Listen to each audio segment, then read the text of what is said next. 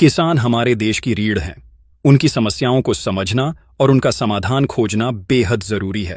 संसद के अंदर अमित शाह ने बोला कि अंबेडकर करते करते अगर इतनी बार राम का या भगवान का नाम लिया होता तो आपको 7 बार स्वर्ग मिल गया होता। तो ये देश हमेशा से जानता आया है कि आज़ादी के बाद से ये देश मनुस्मृति से नहीं लोकतंत्र से चलता आया है, संविधान से चलता हुआ आया है। तो इस देश में आज अमित शाह हो या मोदी हो, वो जिस पोजीशन पे बैठे हैं वो संविधान की वजह से बैठे हैं, मनुस्मृति की वजह से नहीं बैठे हैं। अगर उन्होंने इस देश में मनुस्मृति लागू करनी है तो उनको जाना चाहिए जहाँ पे धर्म का पाठ होता है, वहाँ पे बैठ के जिस पोजीशन पे जा सकते हैं जाए। यहाँ चाहे दलित हो, पिछड़े हो, ओबीसी हो, वो सभी लोग संविधान की लड़ाई लड़ रहे हैं, संविधान की वजह से सुरक्षित है, ना कि मनुस्मृति की वजह से सुरक्षित। दुनिया ने लोकसभा राज्यसभा के अंदर जो उन्होंने बोला है वो दुनिया देख रही है। आज सोशल मीडिया का जमाना है, उन्हीं के मुंह से वो बातें निकल के आ रही हैं और वो ये बात इसलिए बोल रहे हैं क्योंकि कांग्रेस के आला कमान राहुल गांधी जी ने हमेशा ST SC OBC की बात रखी है और वो ये बात को भली भांति जानते हैं कि SC ST OBC की बात राहुल जी रख रहे हैं और इन लोगों को बचाने वाला जो संविधान है उसी को खतरे में लेके आओ। ना ये संविधान रहेगा और ना ये OBC ST SC की बात करेंगे। क्या में पोस्टर है लिखा हुआ ये अंबेडकर का देश है, नाथूराम गोडसे का नहीं, इस तरह क्या? बिल्कुल, जो नाथूराम गोडसे हैं वो मनुस्मृति को मानने वाले लोग हैं। वो ये बोलते हैं कि ये हिंदू हिंदू करते रहेंगे, यहाँ पे ये हिंदू का भी देश है, मुस्लिम का भी देश है, सिख का भी देश है,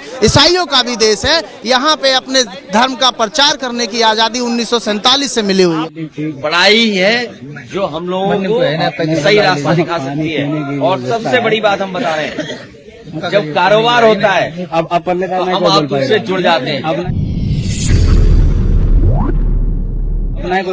जब विकास होता है तो हम आप उससे जुड़ जाते हैं। कारोबार ये नहीं पता है कि हम कौन खेत में क्या काम कर रहा है, किसके पास सामान जा रहा है। सब जाति धर्म के लोग होंगे। अगर कारोबार बढ़ेगा तो हम लोग ज्यादा से ज्यादा जुड़ जाएंगे। और ये सरकार ऐसी है जो कारोबार को नहीं बढ़ाना चाहती। सर मंडी तो आती सर यहाँ से गायब होगी, लेकिन पेयजल की समस्या अभी भी है। अरे हम कल बच गए, हम खुद। ये जो याद दिला रहा है, हमने वीडियो भी डाला होगा पार्टी के पेज पे। हम खुद बच गए, जाने कहाँ से आ गया। ये ऐसा है, इस समस्या का समाधान गांव वाले कर सकते हैं और जो गांव को समझते हैं वो कर सकते हैं। बिना उसके संभव नहीं है, बिना उसके संभव नहीं है। ये धर्म जोड़ देते हैं, उससे धर्म जोड़ देते हैं। इसलिए हम और आप सब लोग घबरा जाते हैं। लेकिन इस समस्या का समाधान ये सरकार तो नहीं कर सकती, और इसलिए नहीं कर सकती, प्रधानमंत्री ने कहा था, याद है, प्रधानमंत्री ने कहा था कि इस समस्या का समाधान कर देंगे। और प्रधानमंत्री की वो बात मत भूलना, गोसाईगंज में आए थे तब कह रहे थे आय दोगुनी कर देंगे। किसान लेकर आलू आते हैं, गायों की वजह से आलू खोद रहे हैं। अच्छा, ये लोकसभा में सुनते होंगे, जवाब देते हैं, कहीं आय दोगुनी की जवाब देते हैं कभी? कहते हमने इतना भुगतान कर दिया, इतनी मदद कर दी, लेकिन आय दोगुनी नहीं बताते था कि हजार रुपए हर महिला को दिए जाएं।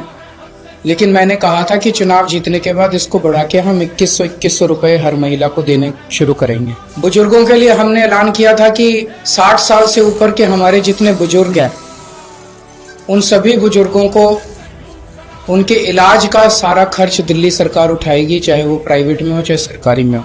ये दोनों योजनाएं इतनी हितकारी थी, जनता के पक्ष में थी, लोगों के पक्ष में थी कि इन योजनाओं में हमने जैसे ही रजिस्ट्रेशन, आम आदमी पार्टी ने जैसे ही रजिस्ट्रेशन करना चालू किया, इतनी लंबी लंबी लाइनें लगने लग गई। लोगों में इतना उत्साह था, लोग बहुत खुश थे और लाखों लोगों ने, चंद दिनों के अंदर लाखों लोगों ने इसका रजिस्ट्रेशन किया। जाहिर तौर पे बीजेपी की नींद उड़ गई, बीजेपी बुरी तरह से बौखला गई और बीजेपी के कई नेताओं ने मुझे फोन करके बोला कि जी चुनाव तो खत्म हो गया, बोला लगता नहीं इस बार 3-4 सीट भी आएंगी, और बोला कि जीतनी तो दूर की बात है, कई सीटों पे बीजेपी की हो सकता है जमानत जब्त हो जाए। तब इन्होंने ये ठान लिया कि इन योजनाओं को किसी भी तरह से बंद करना है। इन्होंने अपने गुंडे भेजे, कई जगह जहाँ पे कैंप लगे थे वहाँ पे गुंडों ने हमारे कैंप उखाड़ने की कोशिश की, इन्होंने पुलिस भेजी, पुलिस भेज के इन्होंने उखाड़ने की कोशिश की, और आज इन्होंने एक फर्जी जांच के आदेश दिए हैं कि जांच होगी। किस चीज की जांच होगी? मेरे को ये नहीं समझ आता, जांच किस चीज की होगी? कोई हम पैसे इकट्ठे कर, हम क्या कर रहे हैं? हम तो लोगों को कह रहे हैं भाई जो लोग इस योजना का लाभ चुनाव के बाद उठाना चाहते हैं वो आके रजिस्टर करो। तो आज ये जांच के नाम पे इस योजना को बंद करना चाहते हैं। अभी तो ये शुरू भी नहीं हुई है। ये तो हमने एक तरह से चुनावी घोषणा की थी कि चुनाव जीतेंगे तो उसके बाद हम ये लागू करेंगे, पर ये अभी से रोकना चाहते हैं। मुझे आज सबसे बड़ी खुशी इस बात की है कि आज इन्होंने अपने इस कदम से, बीजेपी ने अपनी नीयत साफ कर दी कि भारतीय जनता पार्टी दिल्ली में ये चुनाव क्यों लड़ रही है। हम बार बार कह रहे थे बीजेपी को, भाई आप दिल्ली में क्यों चुनाव लड़ रहे हो, आप क्या करोगे ये तो बताओ।